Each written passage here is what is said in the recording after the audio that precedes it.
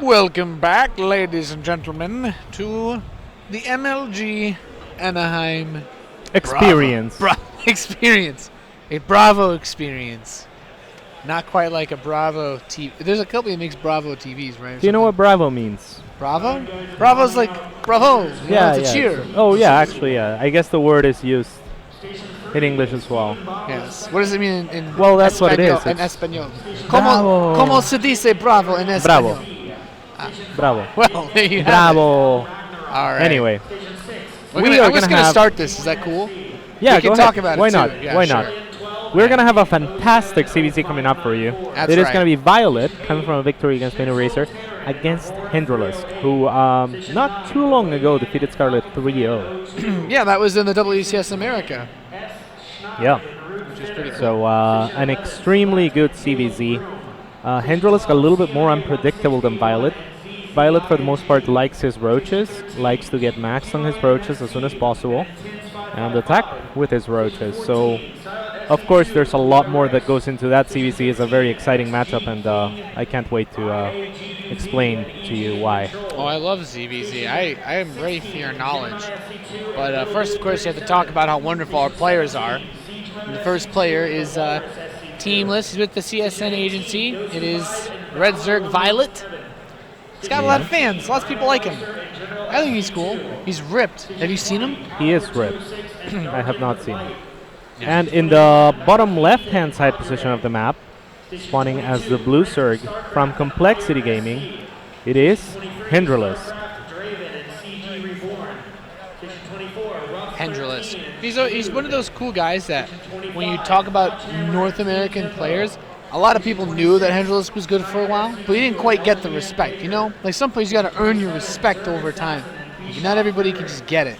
Yeah, hendralisk is one of those players that every player in North America knows he's a fantastic player, but like you said, laid a little bit low for a little while. He doesn't stream very much. He doesn't. He hasn't had a fantastic tournament run, even though he always has had results like beating Scarlet 3-0. You know, like he's always been one of the most consistent North American players in terms of beating top-end Koreans and whatnot. So perhaps not getting as much respect as he should, and deservingly so, but I'm confident that he will put up a fight against viOLet here, and he could very well take this serious. Yeah, I think it'd be really cool because when you look at hendralisk, if he's a player that can stay toe-to-toe with a player like Scarlet and even beat Scarlet, you say, well, Scarlet actually just wrecked viOLet in the North American Battlegrounds like a day or two ago. Like, yep.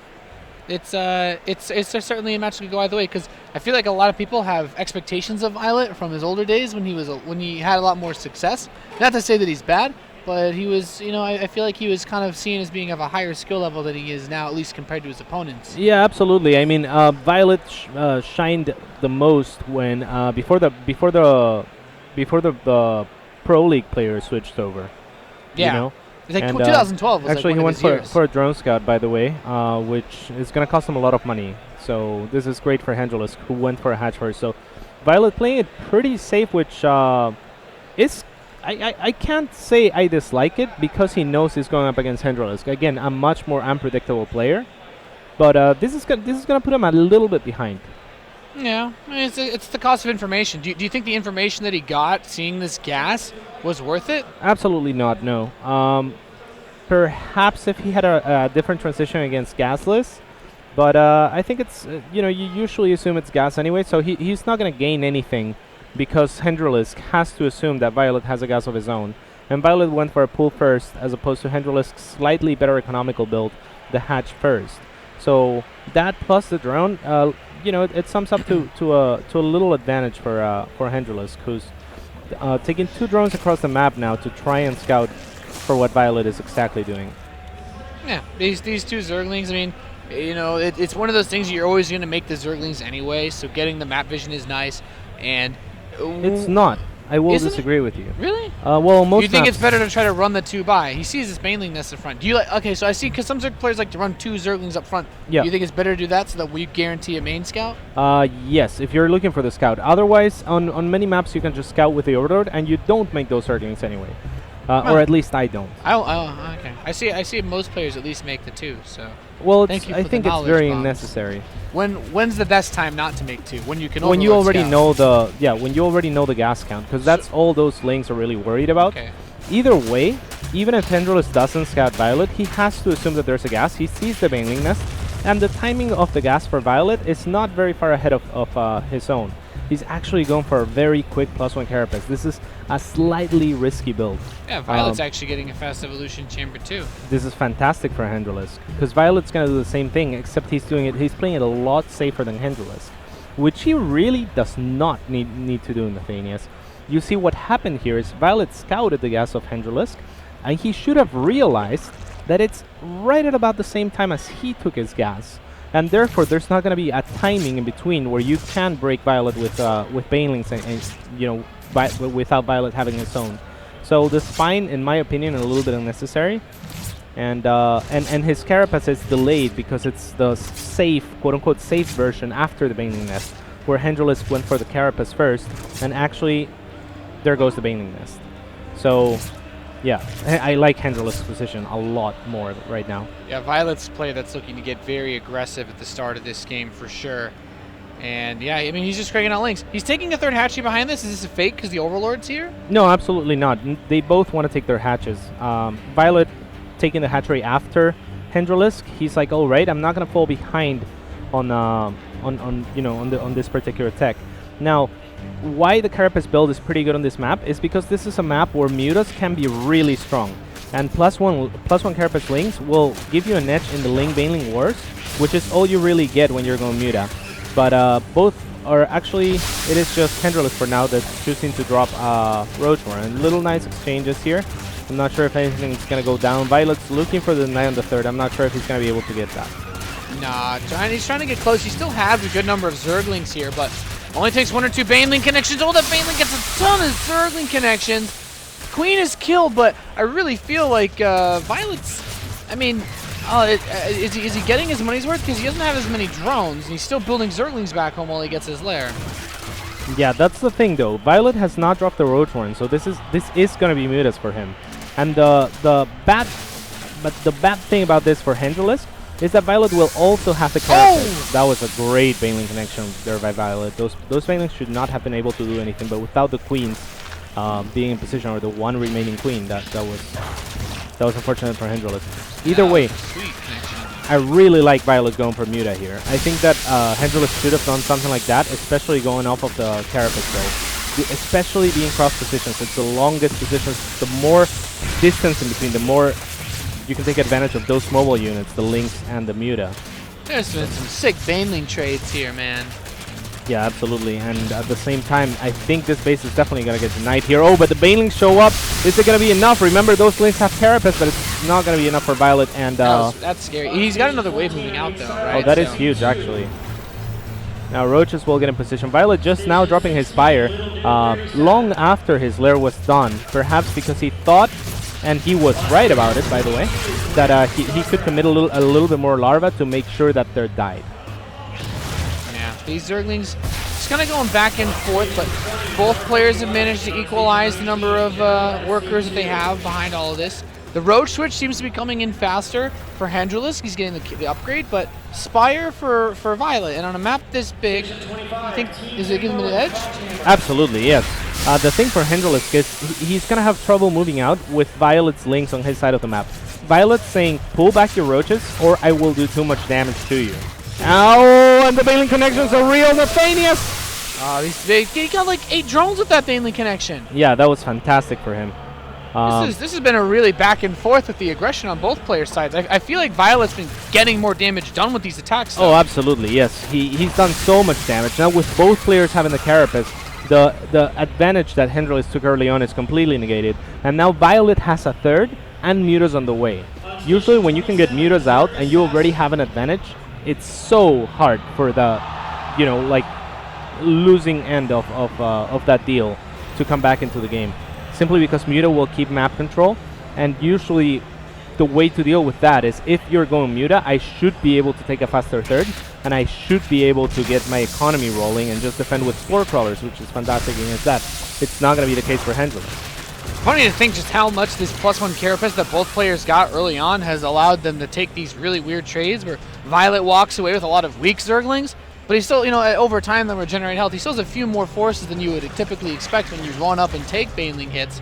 Yeah. But viOLet, so how many Mutalisks did he make in total? Just 6. It looks like with this Roach Horn and his upgrades, he wants to go just straight to Roaches. Does he need to build Mutalisks anymore? Like, or is this like a fake where he might want to build mutas and, well, I guess Infestation Pit says now? Well, it's not so much a fake as much as it is keeping the map control. If you notice, if we look at the vision, viOLet is going to keep control of the map with those 6 muta. He's going to kill all the overlords out, and he forces Spore Crawlers on top of that because hendralisk can't know how many muta viOLet has made. I believe there's 5 or 6 Spore Crawlers. It looks like 5 with a 6th one on the way, or 6 with a 7th one on the way. Yeah, so that is a lot of Spore Crawlers. Yeah, there's 8, I think, on the way. Wow, just with the 6 muta, that's almost worth it in itself. Oh, these Zerglings managed to get to the main base of viOLet, trying to pick off just a few drones, but not really doing much. Just because he's had this worker lead for a really long time, this high amount of Zerglings and drones, but. Yeah. 5 on the way, +2 too. Yeah, and I'm not sure what the Hive is for, because he started upgrading for Roaches, not melee. So I doubt it's gonna be Broodlords or Ultras. And Broodlords on this map are not fantastic because they are the most immobile unit that Zerg has aside from Queens. Yeah. And you know what that means is, you know, you're gonna have to cruise all around the map to try and make anything happen with them. So I'm not sure what the Hive is for, but I'm very curious to see. Yeah, it's I mean, it's kind of crazy to think about what you can do aside from upgrades. I'm not really sure if there's much else that you can get. We don't typically see too much. I've heard that from Scarlet, because she did it in her match against viOLet, like Broodlords from Mutalisks, but yeah, and that's good. But I'm not sure about the map choice for that. Either way, viOLet has a fantastic lead. It's really hard for hendralisk to take a 4th right now with those muta out. So viOLet is in a fantastic position. He's made a lot of Zerglings, but like I said, my guess would be Ultras, but just given that he doesn't have any upgrades, yeah, it's gonna be Broodlords. And this decision is a little bit questionable in my opinion. Those Broodlords are gonna have to morph on the side of the map of hendralisk. Yeah, they're gonna be really dangerously close to those infestors while they're in their cocoons, right? Yeah. viOLet has such a huge advantage this game that he literally can do anything. But that anything, you know, Broodlords is one of those anythings that will potentially, in my opinion at least, could potentially cause him some trouble. All right, well, let's see what they can do. The Corruptors are coming out. The Greater Spire is very close to completing for viOLet. Roach Run By is going to try to hit that top side of the map, but the Zerglings are here to defend. That's another nice thing he's done, because viOLet even squeezed in his +1 melee attack, so these Zerglings are a lot more effective than they would normally be, at least at helping to slow these types of pushes down. Yeah. Even with the 2-2 upgrades. And I feel like the Hydralisks are so late, that's really going to make things tough. Yeah, absolutely. viOLet, I think, plans to morph his Broodlords on his side of the map. Now, what he can do with this, and just judging by the position of the Corruptors, what he might just be planning to do with this is go for a really late game, or at least say, you know what, I have the better economy, you have to attack into me, you have to attack into these guys. So I don't think that viOLet should use this Broodlords offensively, but like I said, at this point there's not very many things that can go wrong with him now, or for him. hendralisk is maxed. Huge counterattack though coming from viOLet. And the Broodlords are done. Zerglings going for the counterattack, the big backstab. This looks almost mirror to how Scarlet defeated viOLet in the North American Battlegrounds. Now this army runs up. Roaches aren't that great versus Broodlords. He needs to back them. Roaches will get destroyed by Broodlords. Oh, the infestors though. Oh no. Oh, not even able to get fungals. No, he's not looking. He just was not looking. He should have backed right away, but yeah, he decided the Ling counterattack is what he was obviously focusing on, and yeah, that was pretty tough for him. I mean, he should have just backed his army, being maxed, and said, you know what, you can have your Broodlords, I'll find a way to trade without engaging your army. Try to expand, try to take control of the map. The Broodlords are gonna have a tough time, you know, attacking into into any base really, because wherever they are, you can send your army the other way. Yeah. Right. So kind of force base trade of sorts, and try to trade like that. Frost is not really a map where cost efficiency comes into play in the late game as much as on other maps, because there's so many bases to be mined. So you could be cost efficient worth a base and still completely be in the game if you can retain map control. That's right. I mean, I guess you mentioned like the large map Broodlords always feel weird on them because they're so slow. Yeah. It's a lot of space to cover. Yeah. So, yeah, I suppose he was just trying to be as safe as possible. They are great defensive units, but I think he had a lead to try and close that series a little bit earlier and more decisively without as much risk. Yeah. All right, we're gonna have a very short break for the next game, guys. Stay tuned.